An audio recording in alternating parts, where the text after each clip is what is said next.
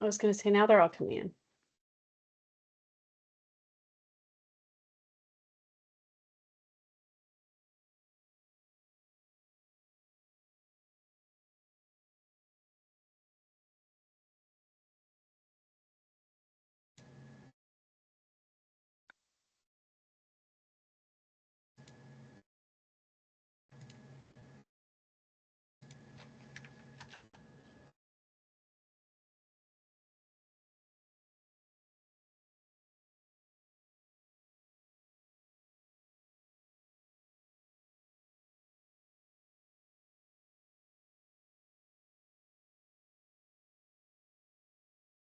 All right, we'll give it another minute or two for people to come in, but welcome to our webinar tonight. Bonjour à tous. We are going to be recording tonight's session. It will be posted on our Facebook group, and later on this week, whether it be tonight or tomorrow night's webinar, will be posted after Thursday night's session. So we do have 3 webinars this week. Today, we have one today, we have one tomorrow, and then on Thursday is all in French. So we have 3 this week, and we will post them on Friday along with, or later on this week, along with the transcriptions. As well as the frequently asked questions. So the questions that you put in the Q&A, we will be building out a frequently asked questions that will be posted as well on our website, and we will continue to add to those questions as we move forward throughout this amazing adventure. What are we at? 86? Yeah, we're still have a few people trickling in, but we're just about 90 right now. It's good.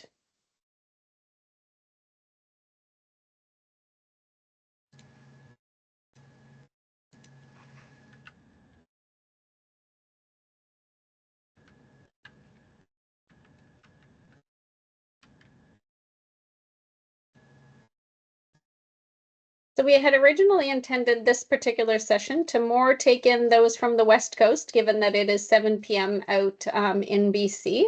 However, we do have a really good smattering of members from all across the country tonight, and that will make for a good evening of lots of questions coming from different areas. So thank you everybody for attending our session tonight on our Canadian contingent going to the Jamboree in 2027. The planning team from the Jamboree itself is very far along in their planning. We've seen some very amazing, very detailed maps of the site and their subcamp teams. Everything is coming together very, very well. So on our agenda tonight, some of this will be repeat if you were here in May, and then a lot of it will be brand new. So we're going to introduce you to the people around the table that will be your management team from Canada, so your contingent management team. We're going to talk a little bit about what a Jamboree is, who can attend, how are we getting there, what we're looking at for health and safety, how are we going to support you, whether you are 18, whether you're 14, whether you're 74. There's lots of ways that we can support you. We're going to have some program, which I'm excited to read about. And there's going to be our logistics team is going to talk about a gift store. For those that went to Korea, we did have a little bit of a holiday style store. So things you could purchase in the fall timeframe that would help us with the money coming back. So that'll be really cool to see. And then we're going to talk about what everybody's looking for and all the information you want to know about registration and how to do that and when to do that.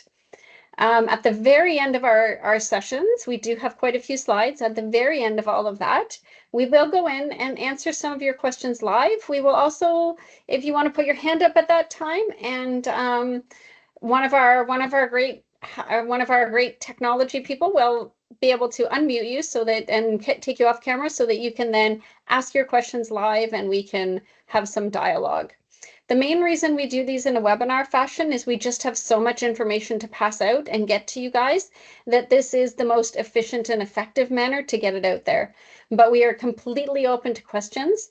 And si vous avez les questions en français, c'est possible pour une personne de devrait prendre. Don't worry about what language you use. There's French and English here to respond to your questions. So we will get started. So to meet your contingent, you won't see all of you'll see all their faces on the screen. You may not see them all on our webinar, depends what your view is. So we are a joint contingent. We have l'Association de Scouts du Canada and Scouts Canada within our contingent overall. Makes for a really exciting time because we then go coast to coast to coast.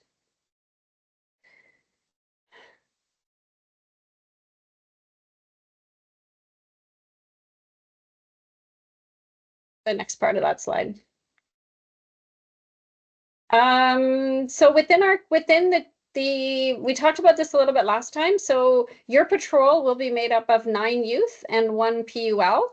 That will be talked about a little bit later as well. And your unit is a maximum of 40 people. So there will be times when you'll have an extra adult in there or an extra PUL, as we call them, patrol unit leaders.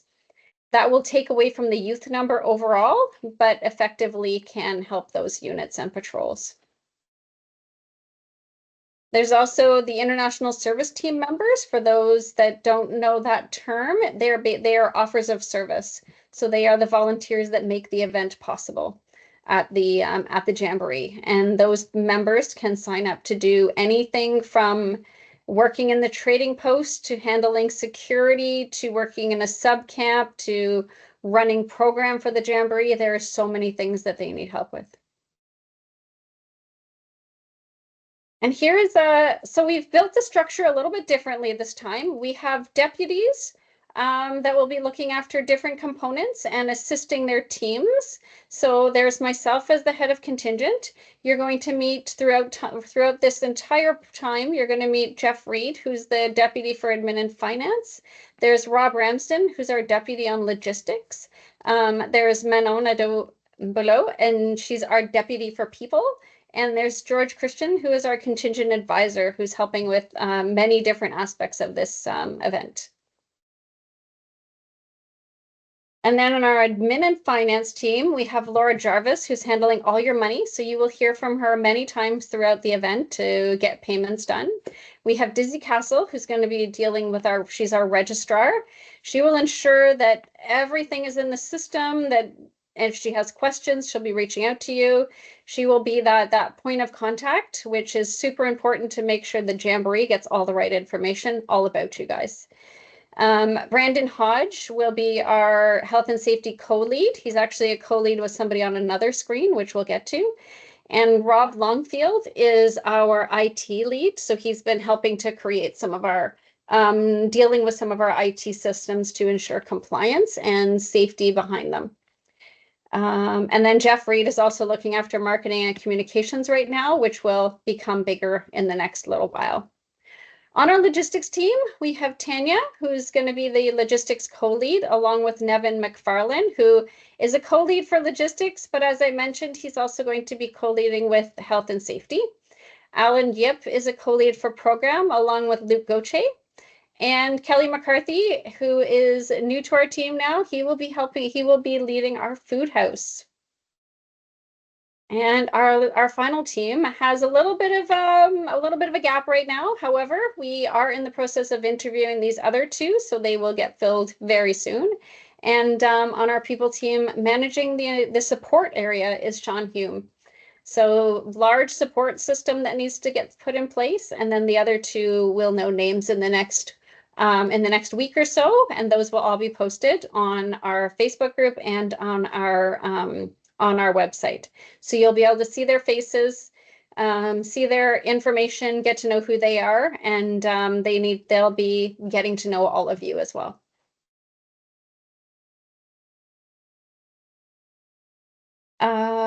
Okay, so a Scout Jamboree is for every 4 years, the youth from around the world come together and celebrate what it means to be a Scout. It is super fun.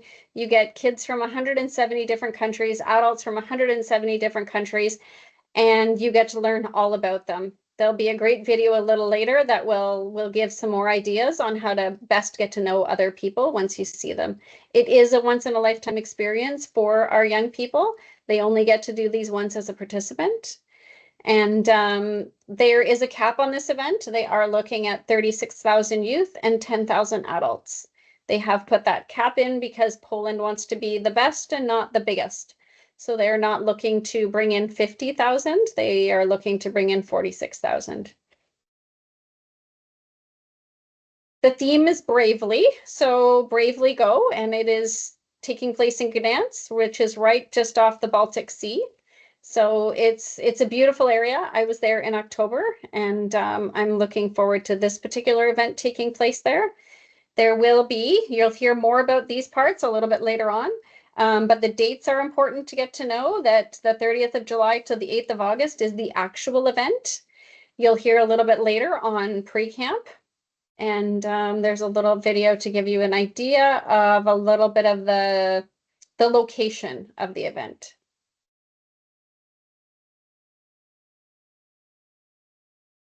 The Jamboree schedule is the ISTs arrive 2 days prior. So those are our international service team members. They will arrive 2 days prior, and their job is to help set up the event, get it all ready for all of our youth to get there. Arrivals will start on the 29th with an opening game and an opening ceremony taking place on the 30th. There's going to be interreligious ceremonies, there's subcamp programming, modular programming, there's going to be a large arena event, and then the closing ceremonies and departures. So we have a team that's looking at a pre-camp, and you'll have the option to potentially do some travel on your own after the event. So it's a great schedule to look at, but understand that this is without a pre-camp. The pre-camp dates are being worked out.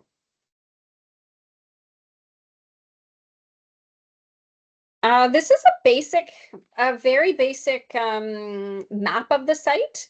There will be some iterations that will happen between now and probably next summer when it is solidified. But as you can see, they've broken things out into flowers and trees and plants. So that's how they're labeling the different subcamps.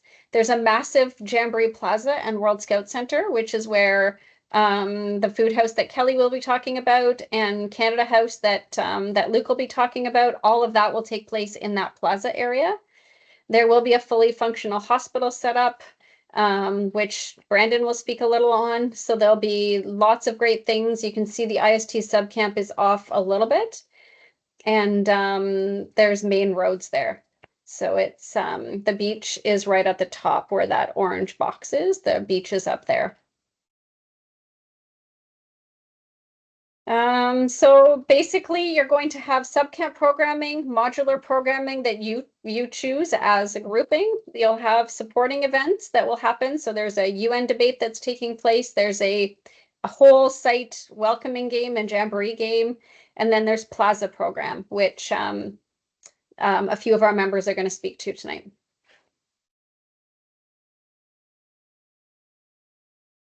So if you're attending as part of our Jamboree, your birth dates are super important. And sad as it is, they will decide if you're going to be a youth or an adult, or if you're not able to attend this one and you need to go to Denmark in 2031.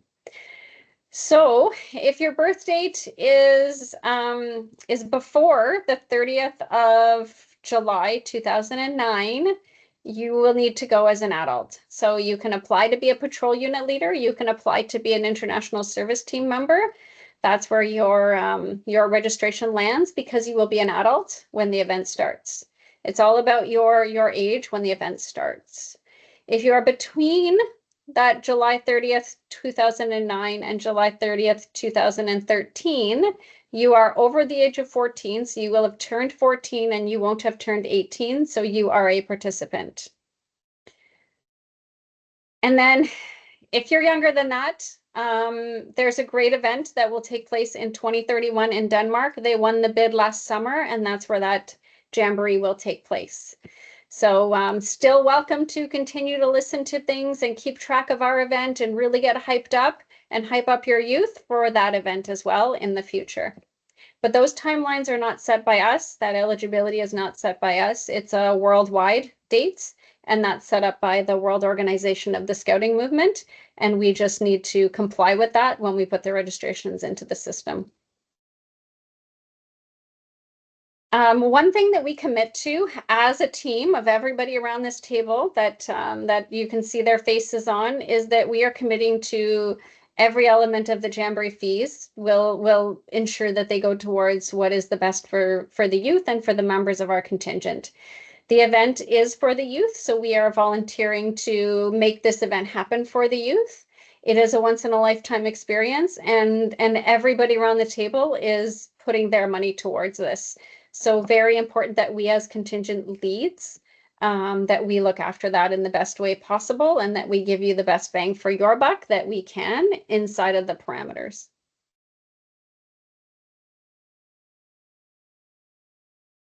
So here's the moment everybody wants to know before we get into the really fun stuff, which is everything that everybody else does around this table.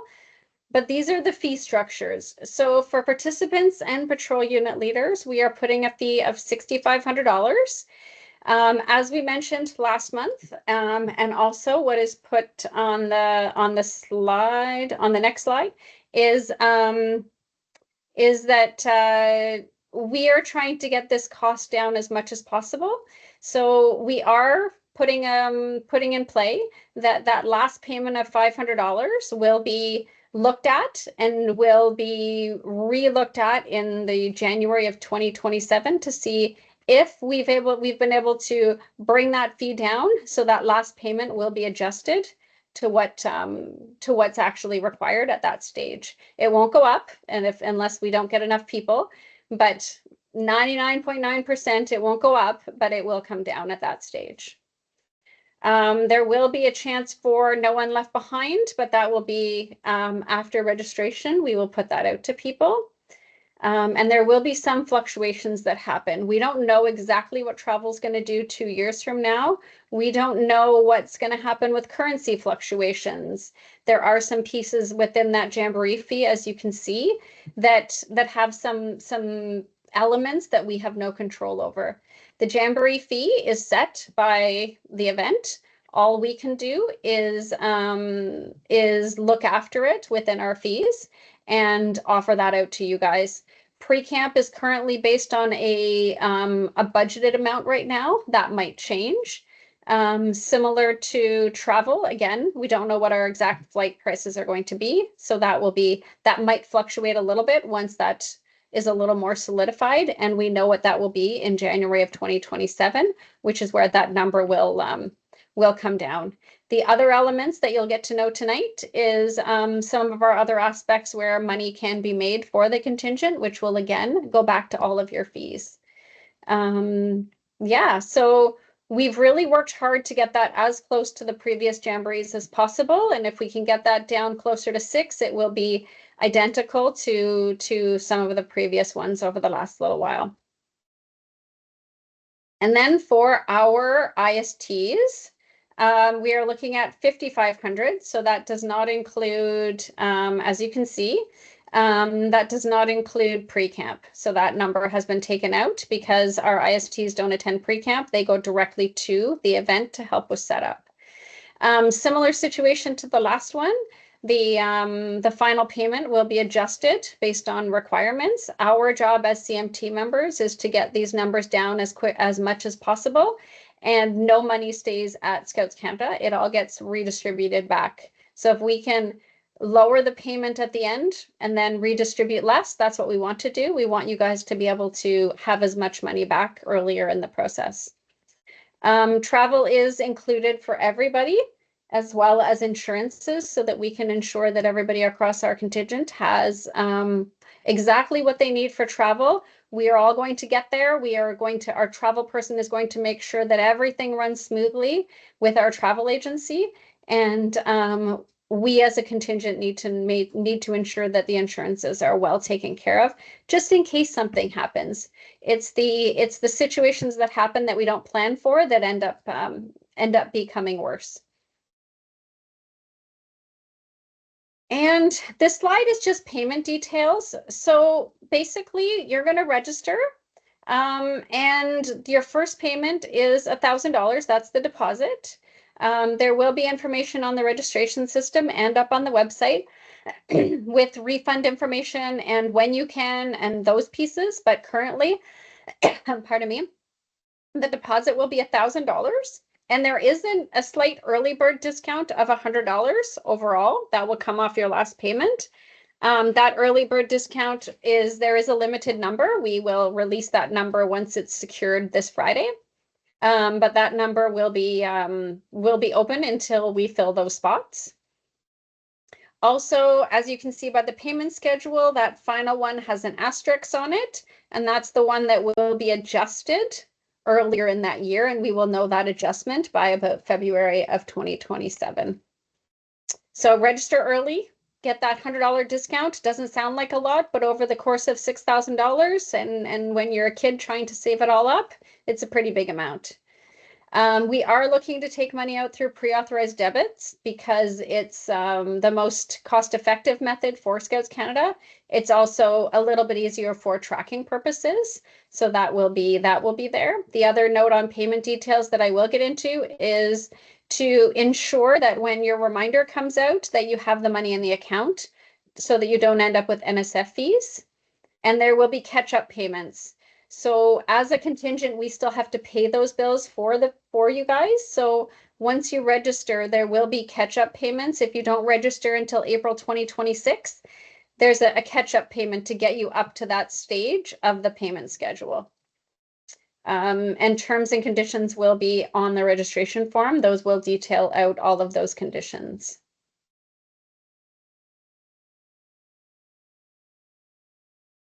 So this is where I don't have to speak anymore for a little while, and you guys get to hear the voices of lots of our team leads across the table. All right? And they're going to talk about all of these pieces.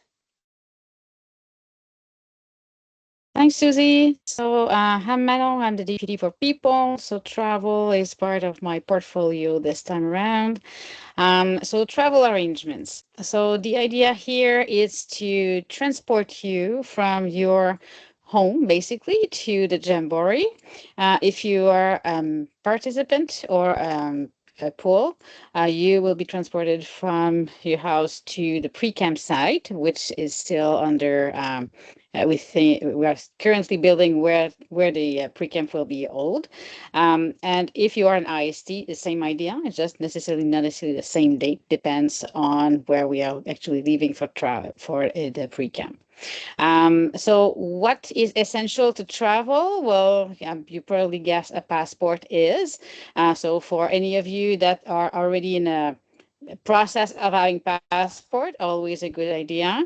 The idea here is to make sure that your passport will be valid for 6 months after the expected return, so February 2028. A travel authorization will be required for Poland also at this time, but nothing to worry about. It's not an urgency. We'll come back to you. It's just for information only at this point. And obviously, a signed parental authorization, a medical authorization to participate. Those JAM can take a lot of energy out of the participant. So we absolutely require a doctor notes to participate into JAM. So what's interesting about travel is we are getting you in Europe to actually get fun at the JAM and the pre-camp, but we are actually bringing you back into Canada. Yes, you will be back one day. So the thing here, if you want to extend your travel, there will be a possibility to do that. So we'll make the proper arrangement to get you back in the country at the date where everybody is coming back or to a later one. Be advised, though, that if you choose to visit Europe and stay longer, the additional fee, if there is any, will be charged to you on top of what you already seen. But we are offering you the opportunity to stay longer and organize your travel arrangement back to the country if this is what you want to do. So the next slide, please. So the next one is about pre-camp. So what is a pre-camp? So considering that Canada is a huge country and you have English-speaking people, and you have two associations, which are French-speaking people, which you probably figure out I'm one of them. We will have a 3 to 4 day pre-camp over there in Europe. We have not determined the location yet. We're still trying to define what will be the nicest and coolest place to go with you guys. But the idea is really to create a united contingent, get to know each other. Some of you will not have the opportunity to meet prior to get to Europe. Some of you will, but some of you don't. You definitely need to meet that patrol unit leader of yours, that patrol leader, to create those great memories at camp. Building trust, getting to know each other, having some fun activities, getting to learn the culture over there before getting to the jam. It's really something that builds and make sure that we do have a tremendous amount of fun together. Of people. I've been at the last Jamboree in South Korea. Sean, who is my lead for support, has been also there, so we know how much is important to be at the pre-camp. So if you are registering as a participant or as a pool, pre-camp is not an option. You cannot just say, I'm not going.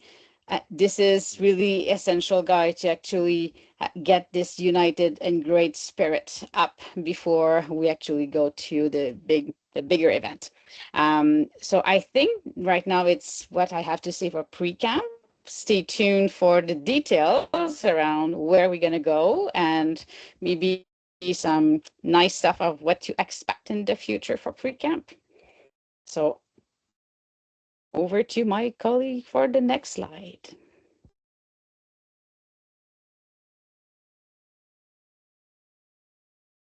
All right. So we are committed to the physical and mental health of all contingent members, whether youth or an adult. There will be different on-site resources at the camp scattered throughout. Each sub-camp has like a mental health area called Listening Ear, as well as like a clinic. And then as mentioned before, there was the on-site hospital. We're developing health and safety plans in the background. I think there's more information on the next slide about that. I don't know. Okay, sorry. Yeah, there will be a code of conduct in the registration that you'll have to sign. There'll be an additional one that's more in depth that you'll have to go through, as well as in October 2025.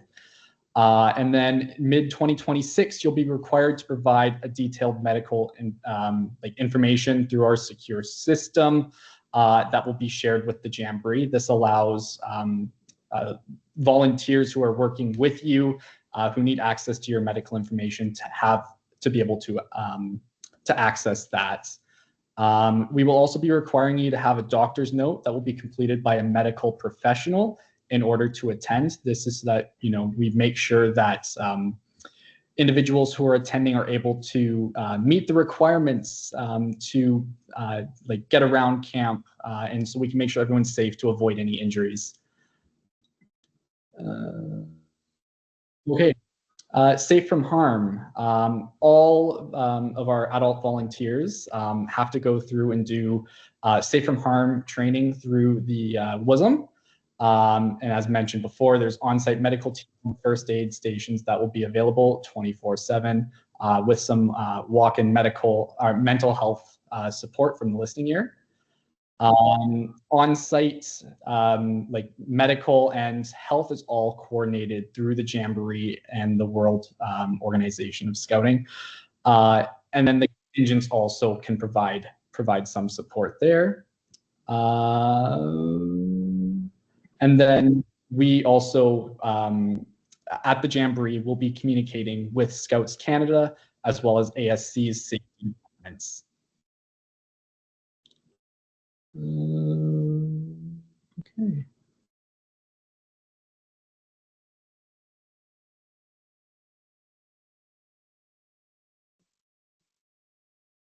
All right. Well, some of you are likely well traveled, and some of you may have never left your hometown.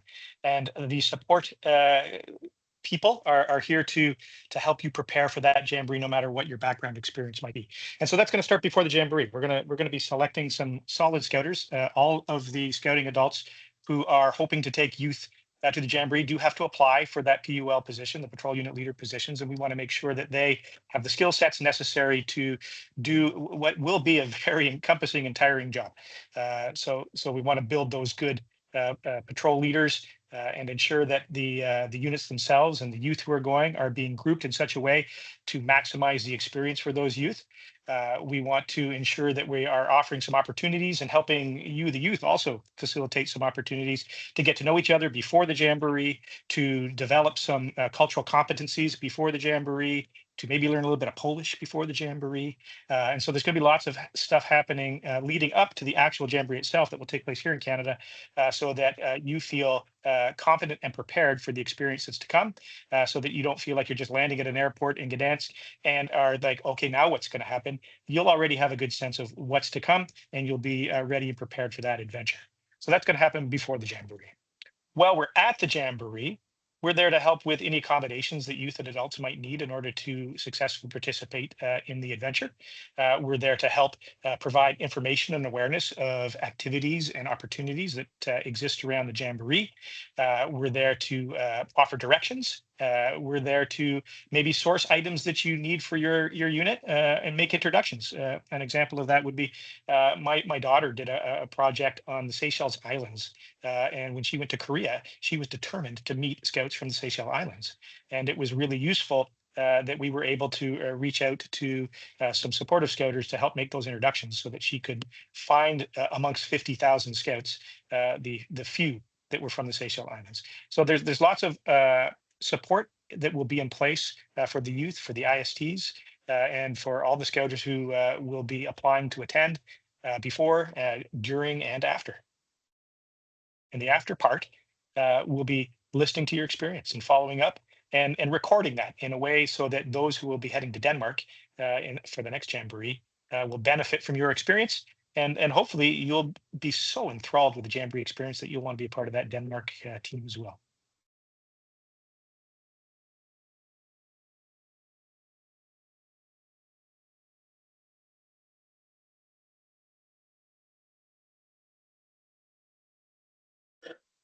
All right. Hello, everyone. My name is Luke, and I'm co-lead for program. So most program in Poland will be taken care of from the Jamboree organization, but we also will be taking care of some of it. So right now we have Canada House, so that's where all of the most of the CMT will be working.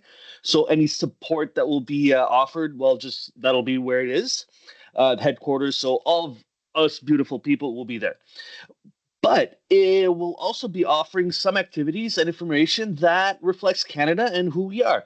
So anyone that comes by will be can take part of these activities, information, what it is to be in Canada, what it is to live in Canada, and all of this will be in Canada House.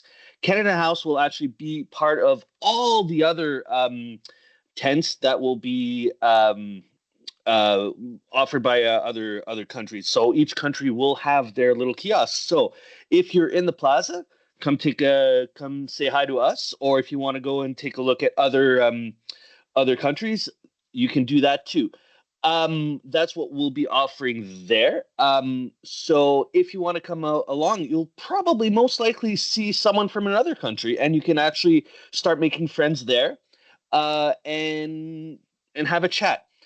Now, another thing we're going to do, if we can go to the next slide, is we have our International Culture Day. Now, what International Culture Day is, there'll be one day where every single contingent will be in their units, in their subcamp, promoting and showing off what it is to be from their country. Same thing will be happening with us. So what we will do, and what you will do, is we'll have an activity, clothing, that reflects what it is to be Canadian. And you'll be walking around in the subcamp, and you'll be learning about other cultures, and they'll be walking around and learning about ours. And this will be one half day, or a full day, I think, in the afternoon. and you can expect so many colors, smells, sounds, music, and we'll be offering it ourselves also. So stay tuned. We'll have more information about that, and we'll actually be asking out for you guys what it is that you would like to offer yourselves. So this will be a great time at the Jamboree. So that's it for me. I'm Scouter Kelly. I'm the lead for the Canada Food House. And kind of like the Canada House, there's going to be a spot where we're going to be able to showcase Canadian dishes. We're going to be able to share with the world things like poutine, beaver tails, and maple flavored coffee. So we'll have a bunch of IST from Canada creating and making the meals.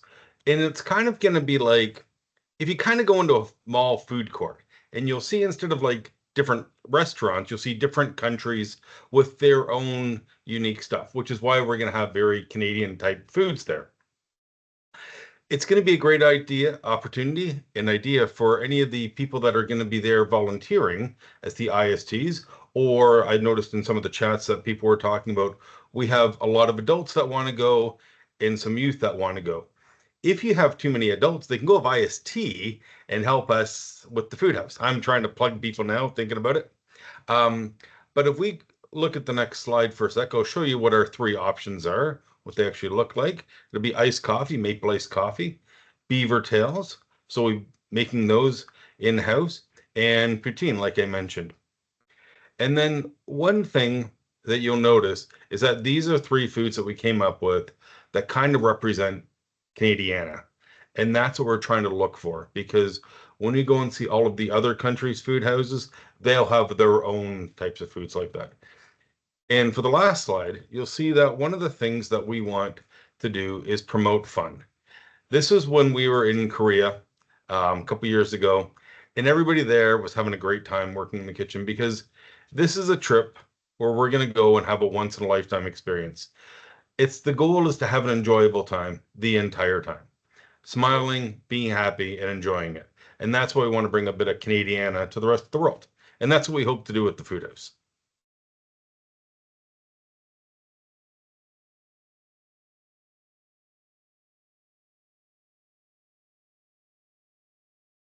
Everybody, I'm from the logistics team. I'm here to talk about some of the kit that we're going to have. Starting off here, we're going to do a gift store in the fall of 25 and the fall of 26. And the idea behind this is that we're going to have some pre-Jamboree kit that's going to be sold online. It's going to be a bit of a fun builder for the contingent, but it's also going to give you some unique swag that you can wear to your scouting events in the lead up to the Jamboree. You can advertise the Jamboree or show off or get excited about the Jamboree. So we're currently developing our ideas for the gift shop that's going to open up in fall 2025. And we're going to look at having those shipped to you by December. You don't need to be a registered participant to buy from the gift store, so anybody around the world can buy. And another thing to mention is these are not items that'll be in your kit. Your kit will be separate items that I'm going to talk about in a second. So this is a look at some of the stuff that we're looking at for the gift store. Now, if we go to the next slide, one of my other responsibilities is building the Canadian Contingent official kit. Now, as was mentioned earlier, as part of the fees, everybody is going to get the same kit size to you, but everybody's going to get the same kit. This is just examples from the 2019 Jamboree that were provided. So we are going to look at providing Canadian-centric kit items, whether they're jackets, hats, buffs. Obviously, there's going to be necker and some badges in there and such. We're going to be looking at providing this, and everybody will get the same kit. So everybody's going to get this one, as long as you're a registered member. This is PULs, ULs, participants. Everybody's going to get this. Those youth who register early or register when registration's open, we're going to be looking for some feedback from the youth to figure out what they want in their kit. If they prefer a certain style of jacket, or if they want a certain style of hat, or what they would like to see in and on their kit. So those who are registered early will be sending out surveys and will be asking you what you want your kit to look like. And then finally, the kit will be shipped out in spring 2027 prior to your departure for the Jamboree.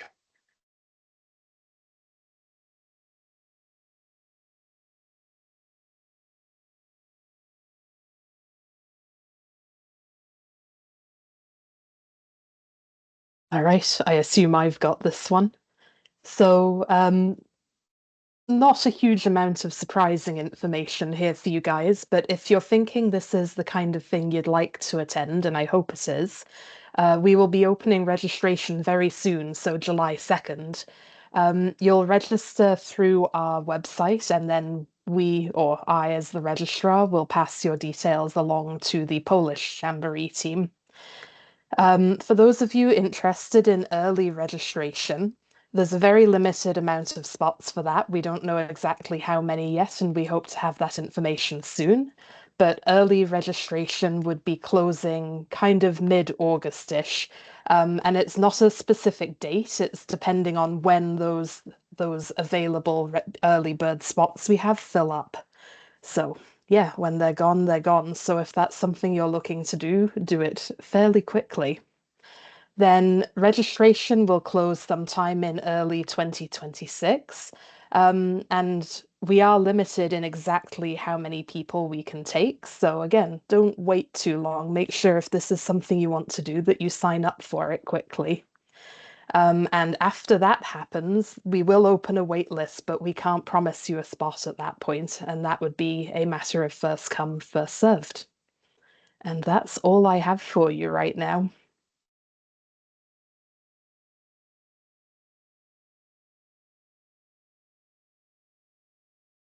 So the last two things, and then we'll get into some answers, is we posted this last month, but it's been a super busy month getting everything else ready and packaged up and to the stage that we're at now. So we're going to launch this this in the next week, and this is council ambassadors, so a representative from each council that can speak to this event, do some presentations within your council, be able to answer some of those questions, because sometimes we as a team aren't necessarily available, but this will give a little bit more of a linkage to each of our councils and to our districts within l'Association.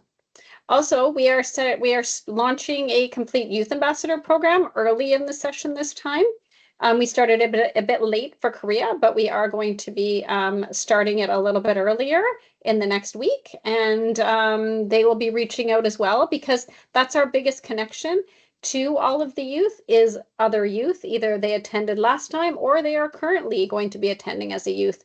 All great ambassadors for this program, because that's who's really this event is really for, and we are going to try to make this as amazing as possible. They have some great ideas to keep marketing it. They have some great ideas to really keep this moving. Our youth ambassador program in Korea was all youth that were actually attending the Jamboree as youth. So they got to put some information out and take over social media and really publicize the event to the outside world from their eyes, and not just from ours as IST members or patrol leaders or CMT members. It really did come from the youth. So that was really amazing to see last time. So we're going to be starting that we'll be starting that in the next week as well. And watch your social channels. There is going to be, on our next slide, there'll be a bit of a how to communicate with us now that we are now that we've got a few things through the pipe and our creations have started.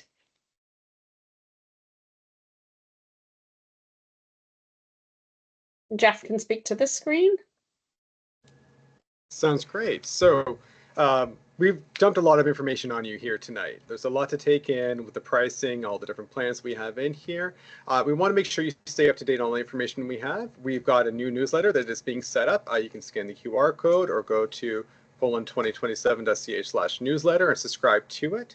It's where we'll be sending out our information over the coming months for anybody who's interested in here. And we'll try to give you all the information, not only just for your information, but for you to share with your groups, with parents, with guardians as well as you go through from there. One other thing, we just did see a question about this. We will be launching a website this week. It is going to contain all the information that you've seen on here, as well as a lot of information that we've pulled off from the Jamboree itself to give you some more details. But we will send an email out about that, and as well as posting on the Facebook page when that is available for you to look at. And the website will make sure is going to be fully bilingual as well, so that everybody is able to access and find the information you're looking for. Is also going to be our central point of information, where as we get updates, you'll see see new postings going on there, and we'll try to keep the news updated so you know what's been added to, so that you can get the little snippets of information as you go through the process on here. And then finally, we have talked a lot throughout here. There's been a lot of information here. There's some great questions that have been put in the Q&A. But what we like to do now is, if anybody does want to ask any questions, you can raise your hand in Microsoft Teams, and we'd be happy to unmute you so that you can ask your questions, or we'll start going through the Q&A for anything that hasn't been answered yet.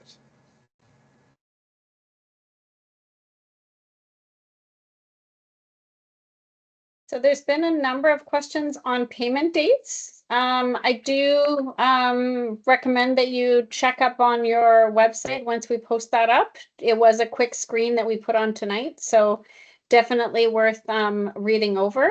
There will be 2 deposit dates, not just one, so one in July and one in August, and then backups after that. And then we have somebody who has their hand up.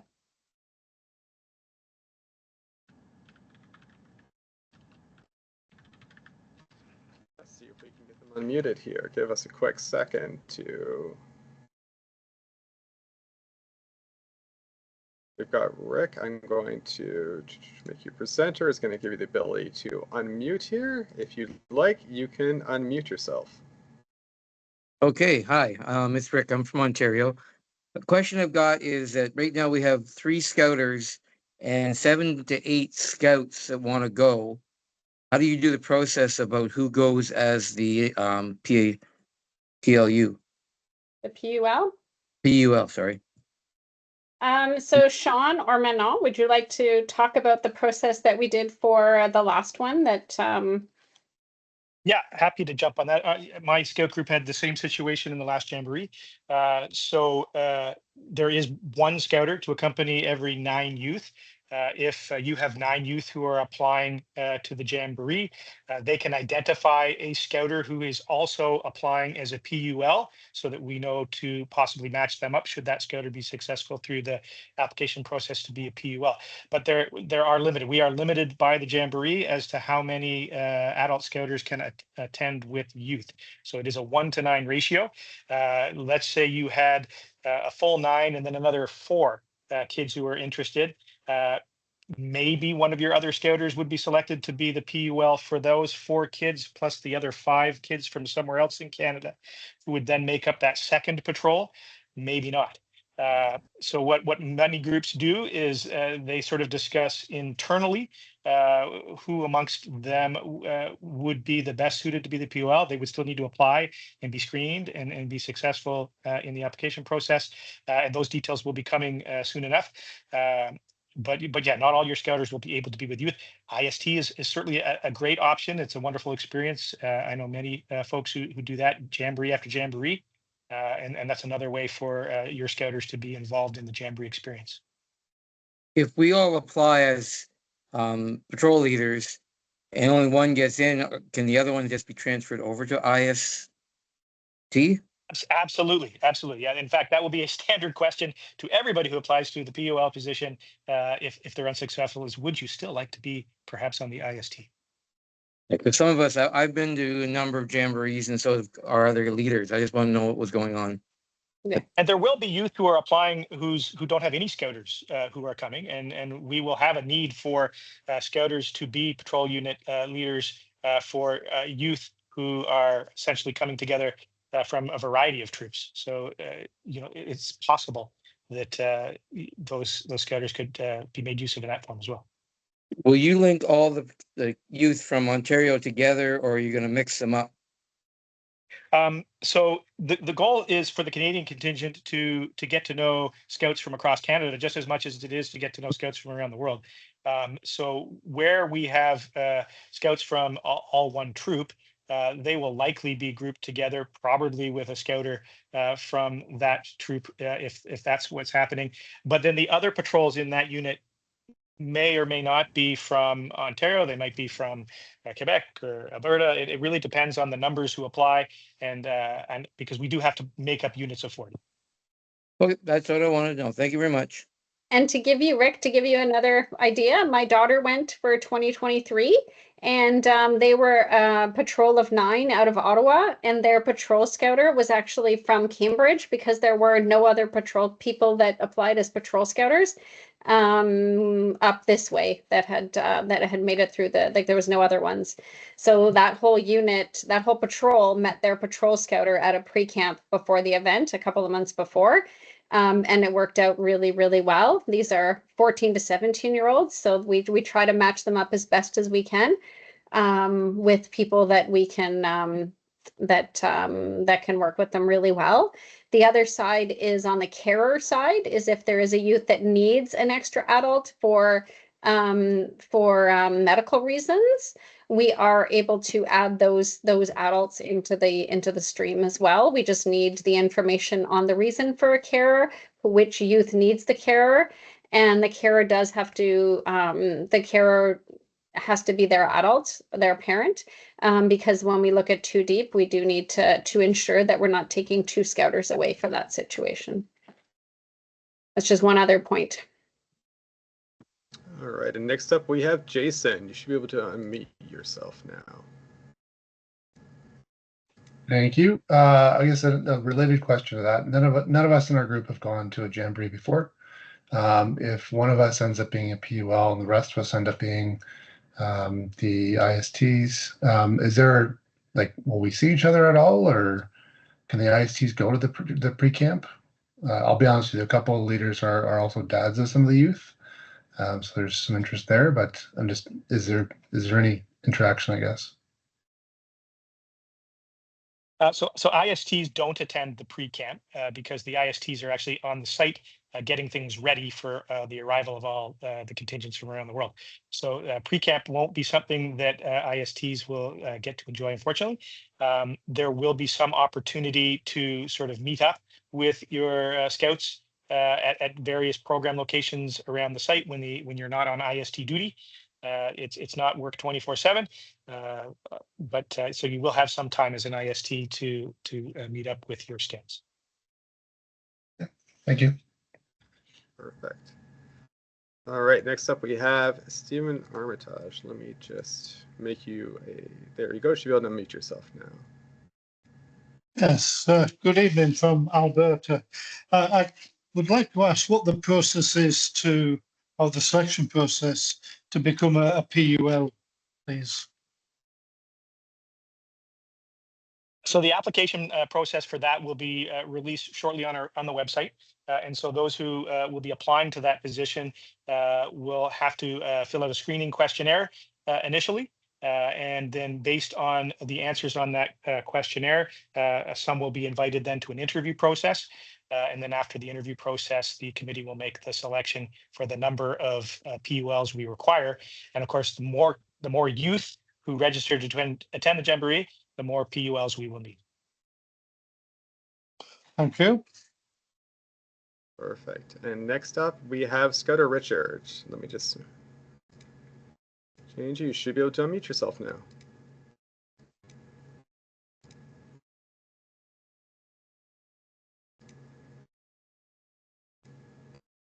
Scudder Richard, can you unmute yourself from First Cedar Hill?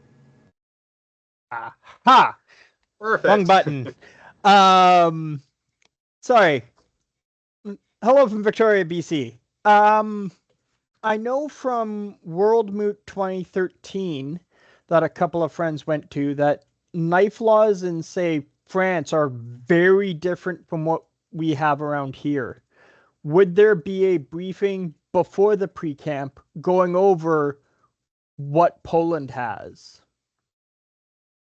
All Yes. part of that before the Jamboree support, looking into local laws and customs and really World Scout recommendations as well around what you can, should, and shouldn't bring. Thank you. Perfect. All right. Next up, we have Genevieve. All right. You should be able to mute yourself now. Hey, I was just wondering if there is a selection process for the youth, or is it first come, first serve, and do you think all the youth will be able to go? Or do they have to go through some kind of selection process? Each country that is sending a contingent to the Jamboree has a quota set by the World Scout organization. Canada has not met that quota in quite a number of years. So pretty much most youth who want to go will likely be going. There is an application/screening process, and it's not in existence to exclude youth from attending, but it's to have a clear understanding of how we can help them be successful in attending. So if there were a particular medical issue, if there were a particular whatever sleep issue, who knows what it could be, dietary issue, we want to know all that information up front so that we can help them have a successful experience. And what about the it's not offers of service, but the is the equivalent? Yeah, IST. Is it again anyone who kind of wants to go, or is there a screening process for that as well? Like an application process? Yeah, so there's still an application and screening process, but unless the person applying is a complete monster, they're probably going to get to be an IST. Okay. So the one extra thing I'll add to that is we can't have more adults than we have youth. So that rarely does limit the amount of adults we can have until we hit a number of youth. That is a normal quota worldwide. Is you have to have more youth than adults in your contingent. Also, Right. we do expect there will be some references that need to be done for our adults and our youth to make sure that they are prepared for this. There will be a little bit of extra checks and balances. Just because we're taking everybody over to another country, there's going to be 50,000 people there. There's going to be a lot going on. So we just want to make sure that our support team will make sure that everybody has all the information they need to feel to be ready for this adventure. No, that's great. Thank you. Perfect. And next up we have, oh, I thought Harrison's was there. I guess not. We've got Scouter Janet. Let me make you a presenter here. Go ahead, Scouter Janet. You should be able to unmute now. So my question is if we have to pre-register now, what if we have new scouts that are coming in the next, 2026, 2027? How do we can we add them? You mean they want to join, but they're not of age yet? Yes. They can join now if they know they want to go. I know some scouts that are not of age yet, but they will be for the Jamboree. So they are planning to register next week because they are planning to attend. You can, yeah. As long as they're of scout age in 2027, then they'll be able to attend. As long as they fit that age category. So the 2009 to 2013 age category at the time of the event, then they are good. Yeah. So and what if so if they're going to be 15 at the time of the event or 14, like they will have just turned 14 and they are good, then they can register now to be, or register next Wednesday. That's the 2nd of July, and they will be good to go. All right. Sounds good. Thank you. I will note there has been a few questions in the chat I've seen too about just ages, everything like that. As Susie mentioned earlier, the July 30th, 2009 to July 30th, 2013 is set by WISM. It is not something that we have any leeway with. In fact, their system, when we upload our attendees, if a birthday falls without that range, let's say you were born on August 5th, 2013, or again, you were born on July 29th, 2009, and you try to register for a role that's not yours, their system will automatically reject you when you try to register from it. So you need to make sure that whoever's registering, you fall within those proper dates. Otherwise, our system will try to make sure it's got validation in place to make sure that you are going for the right role. But otherwise, there might be some disappointment later on if somebody's trying to fudge the numbers, especially when the travel documents with the proper passport might have a different age on it there. There's another question also asked about when registration is going to be closing. We have said early 2026 primarily because we don't know when we're going to reach the capacity. We'll do some good broadcasting as our registration numbers go up so you can understand better where the numbers are. But at some point, the Jamboree is going to tell us how many people have been allocated for the contingent. And once we reach that number, that's essentially when the waiting list will be open there. So we can't come up and have a hard, fast date saying it's going to be May 1st, 2026. That's why we're encouraging people to register sooner rather than later, just to make sure that you are securing your spot within the contingent to be able to attend. Let me see Harrison's. Let me make you a presenter here. You should be able to unmute yourself now.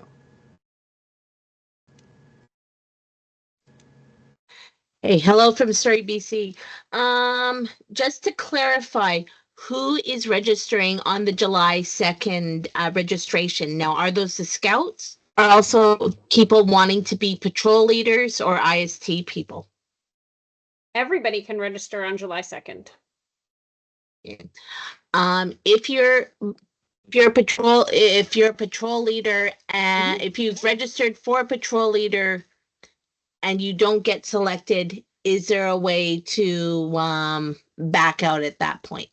Yes. So as Sean mentioned, you'll be offered the opportunity to become an IST, but also understand that's not what you might have wanted. So one thing that we did put in place for the last time, and we've talked about this one again this time, is that if you don't get that and you don't want to go as an IST, then that's you're able to back out of the event at that stage, but not after that. So we will give you that opportunity at that stage to back out of the event or attend as an IST. That's a caveat that we've put into our PULs, because we know that if that's really what you want to go as, but we don't have enough PUL spots, then we understand that that other side of the requirement as well. Yeah, fair enough. Thank you. All right. Thank you, everybody who's been raising your hands. If anybody else does. Oh, here we go. We've got Jamie Davison. You should be able to unmute yourself now. Yeah, I'm just curious. There's lots of when they register to indicate who they would like to be with. Is there an opportunity for those youth who are maybe a little braver than others and are maybe looking forward to the opportunity to meet youth from across the country to request not to be sort of grouped with people from their area? For sure. They can put that in the comments. If they would like to be grouped with a group from wherever in the country, they can put that in there. We actually have a group from Yellowknife that's looking at attending, so there's lots of opportunities to mix with other places as well. But there will be a box where they can put in an open text box from that will have that information. And if I could sneak in one second quick question. Once adults apply as a patrol leader, at what point in time will there be a response to that? Is there an idea? You'll get a pretty quick thanks for applying, and then the committee will be working through their applications as quickly as we can, because it's really important that we get those PULs selected and in place as fast as possible. Okay, thank you. Perfect. All right. And if anybody else wants to be able to speak, please put up your hand. Otherwise, I am about to jump into the Q&A to start pulling up some questions that haven't been answered here. All right. Let me just scroll down just to make sure. I think there's a few in here I saw that didn't quite have answers, so I just want to make sure we get them all here. And I'm going to put some people on the spot here. Okay, question from Matthew. Will it be possible to join my contingent in Europe, since I'm planning on being in Europe before the Jamboree, and I'm also planning on staying in Europe longer? Thanks for the question. I think this would require a separate conversation. I'm not saying no, but at this point, we're still working out the details with the travel agency. But definitely, we'll find a way to get you to the Canadian contingent for free. If we'll find a way to get you in. Perfect. All right. Let's make sure I've got all the comments here. Message from Stephen Armitage. How long can you stay in Europe after the event?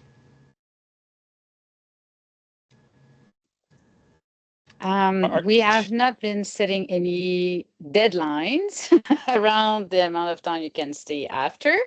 We'll see it with the travel agency once again. Please note, though, that if the flight really move, well, if you decide to stay 2 months longer, you might have extra fees. We do not control that portion of the travel, unfortunately. If I may as well, you'll run into visa issues after 90 days. That's true as well. Perfect. One for me, I'll tackle here. How where was it? I thought I just had there. Perfect. How does an adult register as an IST? Is it through the Polish Jamboree site or through the Canadian contingent site? The answer to that is it will be through the Canadian contingent site. Nobody's allowed to actually register directly with the Jamboree itself. All ISTs from across the world have to register with their local NSO, their country contingent, to be able to attend the Jamboree. So yes, when registration opens up on July 2nd, you'll be able to apply as an IST. Jamie, I think we've answered your question there live too. About that was about when do you find out about the PUL selection? Sean gave a great answer there. Another question is, what info is needed for registration and to apply as PUL IST so that we can be prepared for July 2nd? Yeah, so when you're applying for your PUL, there will be a questionnaire. There will be some short answer questions. There's no math involved. It's all stuff that you should know about yourself and your background. So it's not you don't need a cheat sheet. Just be honest and open with your answers to the questions, and then from there we'll tabulate all of those and then come back to the number at that point that we need in terms of the number of PULs required based on the number of youth who have registered. We'll probably interview a few more than that because we're of course hoping that more youth will come on board as we go. But as we said before, we can only have as many adults there that are needed to support the youth. Perfect. And there's a few here that we have kind of covered in piece questions here, but just to make sure that we go through them all. There was a question about, is there a selection process for the youth, or is it first come, first serve until you're full? And so I think we said the answer to that is both. Once the Jamboree says they're full, then the Jamboree is full, and we can't take any more youth. And at the same time, we're not. It's an application/screening process for the youth, so that we have the information we need to ensure that we can support the youth who are attending. Perfect. And I think we're just going to keep Sean and Manon on their toes for the rest of some of these here. But how many PULs can go with the patrol before they need to register as an IST? So each patrol of 9 youth can have only one PUL. So one scouter per 9 youth. Perfect. Another question for Suk. Oh, never mind. Somebody just answered that one. Susie jumped on the question I was about to ask there, so I'll leave that in the chat. Message from Rick Lamont. If you already took the WISM training, how long is it good for? Go ahead. No, go ahead. Okay, so the training is event specific. So unless you went to as a JPT in October to something in Poland, you would still need to redo the Safe from Harm training for this event. They are completely event specific. The one that we need to take for Moot this year is different than the one we're going to be taking for Poland, which is different than the one we took for Egypt or for Korea. They completely do those based on the country and the cultures and the other pieces that surround that country. Perfect. Now a question from Eduardo. Can we apply for PUL and IST at the same time? So I would say absolutely you could. But as we mentioned, if unsuccessful in the PUL process, you would likely be offered IST at any rate. Question from Leia. How does payment work for the PULs when we know whether or not we're PULs before the first payment is due? I can tackle this one. No, the first payment is going to automatically be taken as a deposit for you to kind of secure your spot in the application process there. What will happen though is, as was mentioned by Sean and Mena, depending on whether or not you're successful, you will be offered the opportunity to switch to the IST side, at which point we will make adjustments to the payment schedule for you as you go through.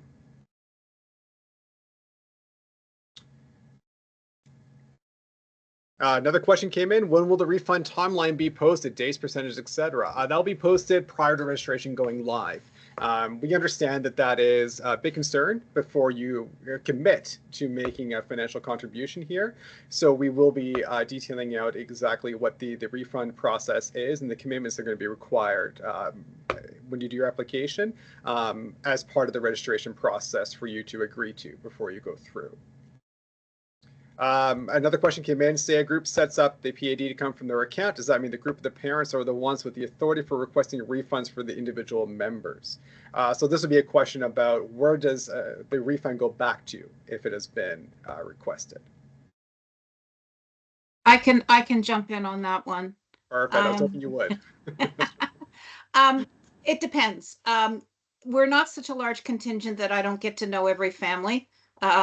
So if we do have people withdrawing and it did come from a group, we usually refund back to the group. But if there are extenuating circumstances, we'll work it out. We'll figure it out. Perfect. I just put a bunch more in there. Okay, so great question from Tom. And Lauren, I can clarify this too. I'll let her tackle if she wants to.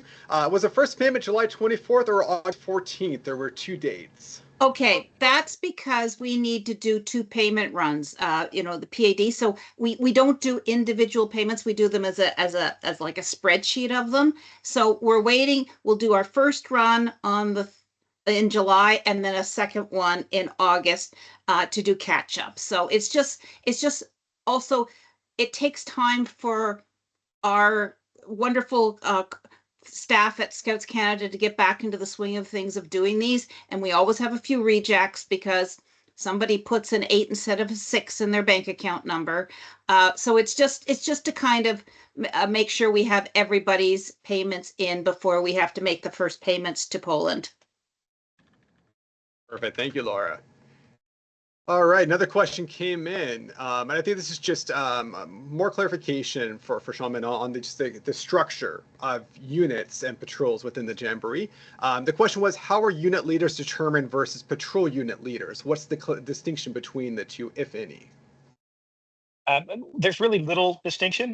There will be 4 patrol unit leaders in charge of or working with a unit because they each have a patrol that they're ostensibly responsible for, but they'll be working hopefully cooperatively together. That's one of the things we'll be looking for is scouters who are able to work with other scouters to ensure the successful experience for the entire unit. But the buck will stop with one of them who will be sort of a more official patrol unit leader and will attend some sub-camp meetings and things once at the Jamboree. Perfect. All right, Andreas, your hand up there. I'm just going to go through 2 more Q&A questions before I jump back to the participants here. Question from Redmilla. I assume if we have 2 scouters and 9 youth, both scouters can still register as PULs and might still be selected, as some other groups might not have any scouters joining at all. Correct. Perfect. And I think actually that was the last one that is unanswered here. So I'm going to switch over now for Andrea here. You give me a second. And Andrea, you should be able to unmute yourself to ask your question.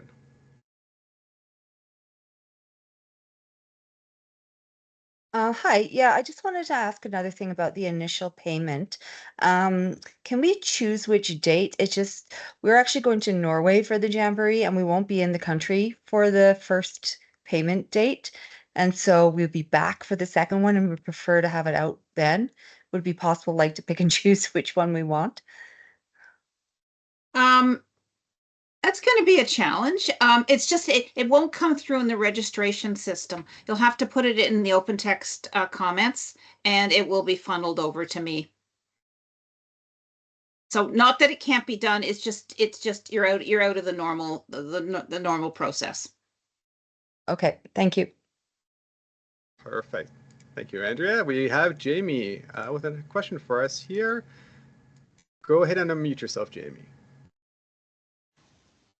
I thought I'd try and change the subject of the questions a little bit and ask a bit more about the programming. What is an arena event? I keep hearing talk of there will be an arena event, and I can't picture what that is.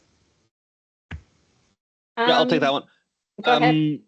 Yeah, sure. So there within the Jamboree programming, an arena event will basically be any of the ceremonies that happen. So you'll have a opening and closing, and most Jamborees will have a mid Jamboree event. So either last time in Korea there was a talent show. So normally they will have in their programming 3 opening, closing ceremonies and a mid Jamboree. Okay. So that, and all of that will actually be held within the arena section. So where there's a stage, everyone comes together, all 46,000 or 40,000 participants, to enjoy a show. And similar to more local jamborees, as far as the sort of regular programming, will they all get like a free time or a spare block or? Yeah, most within the Jamboree programming, most activities take part, let's say, from morning to mid-afternoon. And from that time, mid-afternoon to evening, most participants have free time to go and discover everything else.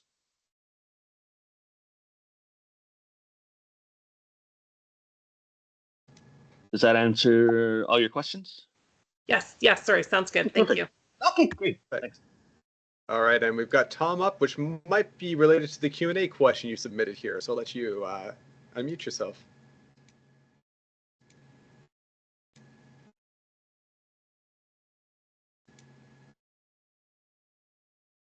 Tom, you can unmute yourself if you want there. Oh, hi there. Got it figured out. Perfect. Yeah, is the unit leader one of the 4 PULs, or is that in addition to the 4 PULs? One of the 4. Okay. Perfect. All right. No, there we go. Scouter Richard, let me get you here. And Scouter Richard, you can unmute yourself. Hi there. I just subscribed for the newsletter, and I noticed there was under roles you're interested in a separate one for Scouter versus Patrol Unit Leader or IST. What's that about? Yeah, so nothing to do with the actual roles and the attendees or the registration. The newsletter itself is a general newsletter where we're going to send information out. The reason we ask that is there are scouters who are passing on information to their groups and the youth within their different sections. So that's essentially just a role to identify that you're a scouter, but you're not looking to attend the event itself, but you still like to stay updated on the information. That was kind of the purpose of that selection there. Sounds good. Thanks. Perfect. All right. Radmila, I'll let you go ahead and unmute yourself there.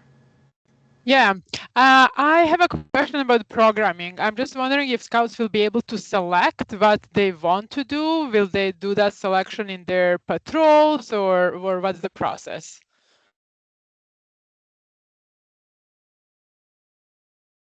So the way the Jamboree is working this time is that all patrols can actually choose what they want to do. So they'll have a list of activities at the Jamboree, and they can choose what they want to do each day. But they all have to do it as a patrol. So each patrol and the patrol leader will go and do their activities. So if they want to do each individual activity, great. If they want to repeat, they can do that too.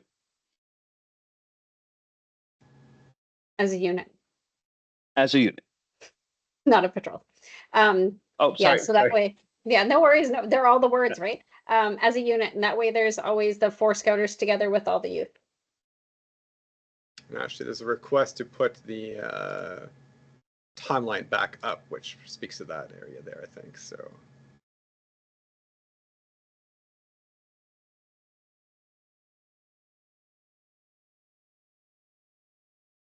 right, I think so far we're very appreciative of all the questions and answers that are coming in here. Claire, I'm going to allow you to unmute yourself. Hi, I just had a question. I noticed somebody put it in the chat and it also interests me. But I don't think it was responded to. It was just about the political situation since it's very close to the Ukraine and if ever anything changed with that. I just was wondering again, like that person was, would there be kind of a plan or I guess what would happen? So are you talking if something happens to the geopolitical scene before the event or during the event? I guess either one, really. So during the event, every World Scout event has to have a complete evacuation plan and a complete emergency plan in place. We actually went through that complete process when we were in Korea, so we got to witness that they do put everything in place long in advance to look after all of these types of situations and where they would bring us and how that would all work. We are also in contact with our embassy. We will be meeting with them twice before we even arrive there. So they will be going through all of this stuff. I'm actually meeting with them on the 24th of September. And we will be speaking to all of that nature as well to ensure that that we are in line with things, that they know that we're going to be there, and how we work along there. Also, when it comes to the actual event, if they have to cancel or they have to do something, then they return as much money back to us as they can. We, as a contingent, do not spend money until we absolutely need to. So that money that we bring in is spent when we need to contract, when we need to book flights, when we need to pay Poland. So we are very cognizant of different things that happen along the way. Currently, there is not a current concern. And many other countries have closed their registration because they've hit their limits. So they are looking to continue progress right now. Obviously, like many other things can change in the world, and we are actively monitoring those situations. Perfect. All right, Eduardo, if you'd like, you can now unmute yourself. Hey. Thank you so much. I have a question. Is when is supposed to we have the patrols defined? Because this is one question, and the second related to that is if we have some material that we have to source that will be different among the patrols or the units.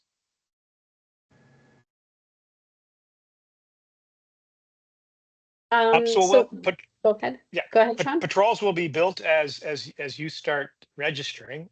So as we mentioned, if 9 youth are registering from one particular group, then there's a patrol, and then we're looking to build a unit to go with that. So as youth are registering, and as we get those numbers in, that's when the patrols will be built. So the sooner kids register, the sooner we have patrols. If that registration process is sort of dragged out in a longer timeline, then that will impact both patrol building and PUL selection, because we can't select PULs for kids who haven't registered. And I'm not sure what your second question related to. Maybe you could ask that again. Yeah. It's just because let's suppose that one patrol decides to go with some. I don't know. It will be the first time that we are going to World Jamboree, and we decide on the Pacific Jamboree. We had this situation where we put some adornments, some things. We prepared the camp in such a way, just so the same way. I don't know if we have something like that on the patrol level or unit level, and if so, we have to source different things, or even the tents. So the tent situation is being looked after. So that part won't be on the units or the patrols to manage. That's on our CMT to manage.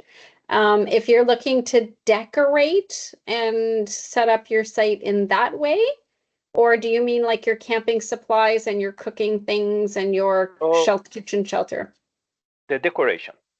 Yeah, so decorations would be up to your unit to manage and source that type of thing. We look after the larger type aspects and the more the larger aspects and the items that need to be used by everybody in those respects.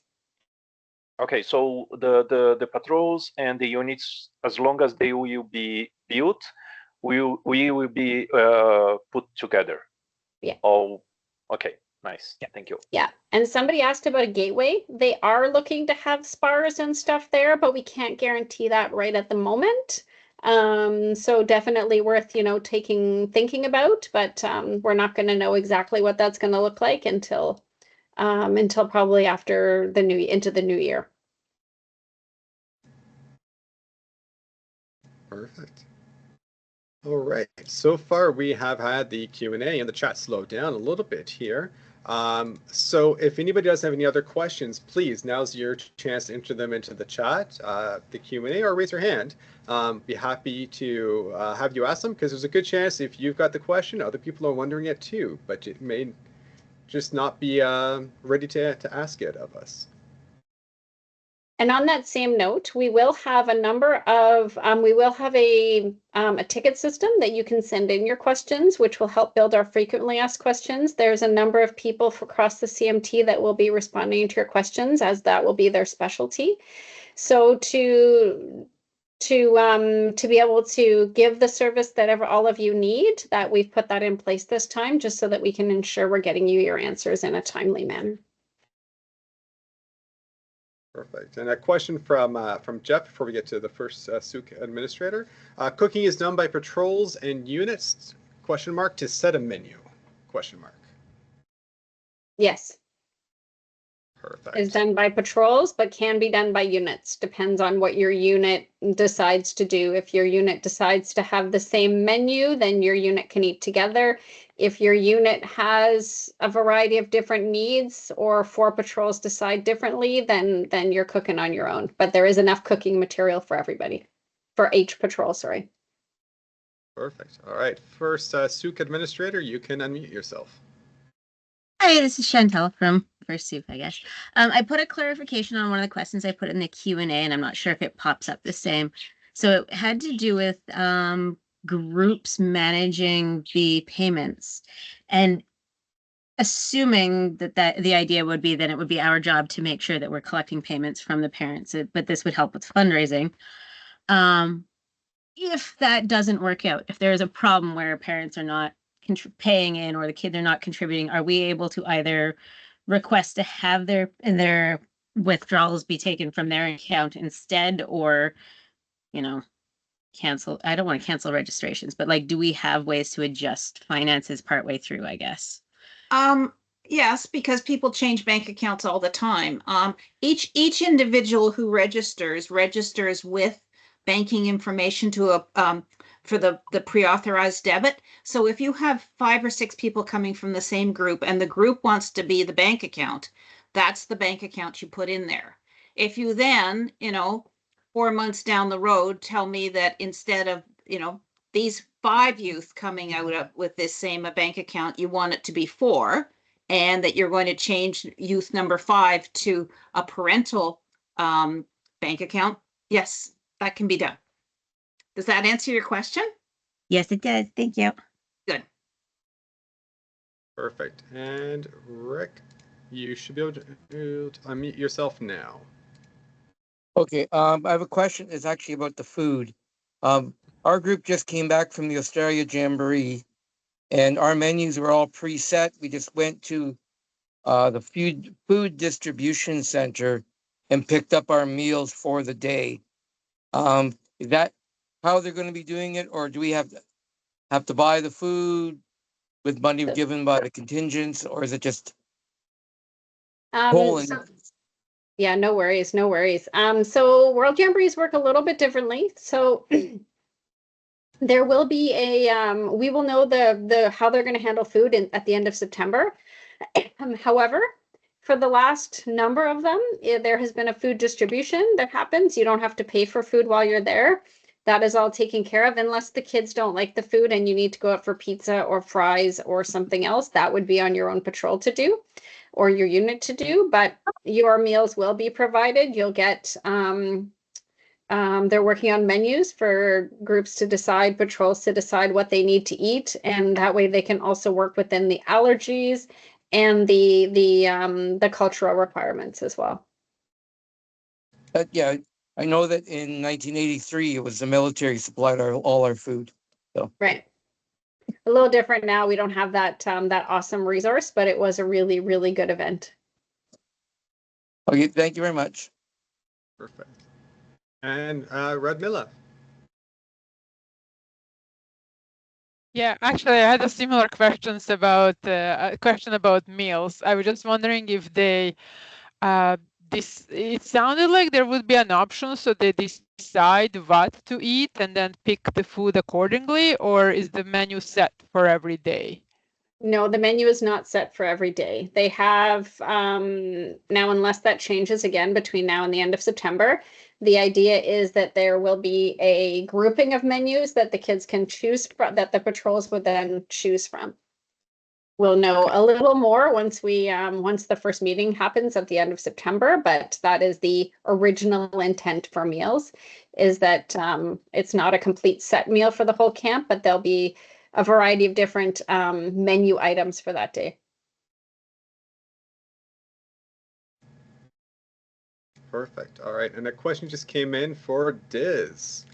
The question is, do you need to provide proof of age when registering? I think this is how is age enforced?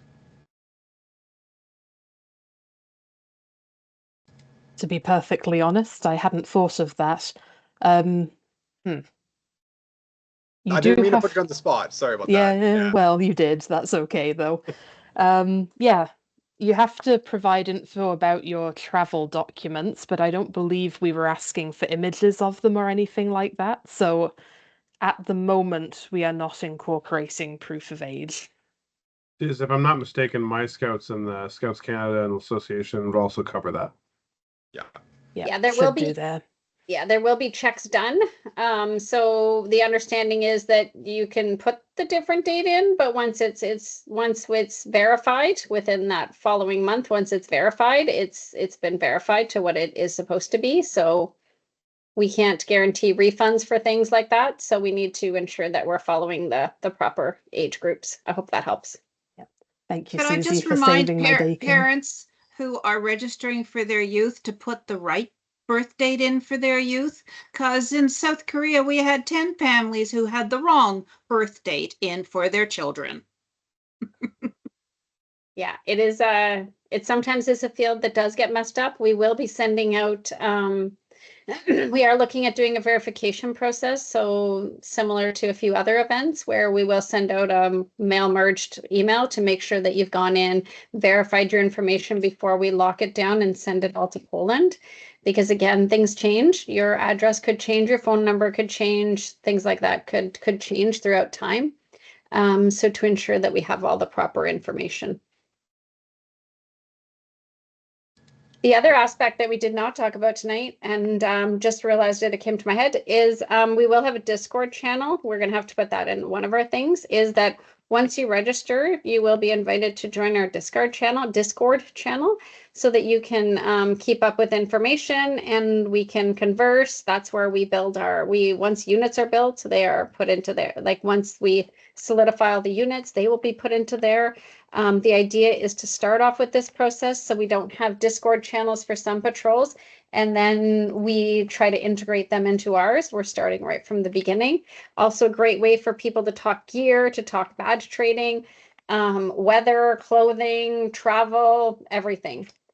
Just a great way to start connecting with other people that are attending the event and having all of that networking go on. It is a contingent, not Jamboree-wide Discord. It is for our contingent only. With 46,000 people, it gets a little bit busy otherwise with that one. Yeah. Well, there's actually somewhere on Discord, I don't have the link right now, but there is somebody out of the Netherlands that does an IST one that is quite useful as well. Well, so far the chat and questions have settled down. So what I would suggest is thank you everybody for being able to attend the session we have here. As Susie mentioned, the replay will be available within the next few days, where you have one more session tomorrow at 7 p.m. Eastern, 4 p.m. Pacific time. It's going to be exact repeat of the content here, and you're not going to find anything new on it. But if anybody wasn't able to attend today, please send them the registration links for it. And then we'll also have a French session on Thursday as well, again, covering the exact same information from here. Once those sessions are complete, we'll be able to repost the English and the French replays for you to be able to share with all your different sections and groups and councils to provide them information on what the Jamboree is going to be. And look for later this week for our official website to launch, which will have all of these details broken down for you, and the details of how you can ask further questions as they come to you and you go through. Otherwise, we're very excited and looking forward to all of you and your youth, your sections, your groups joining us in the Canadian contingent for Poland 2027.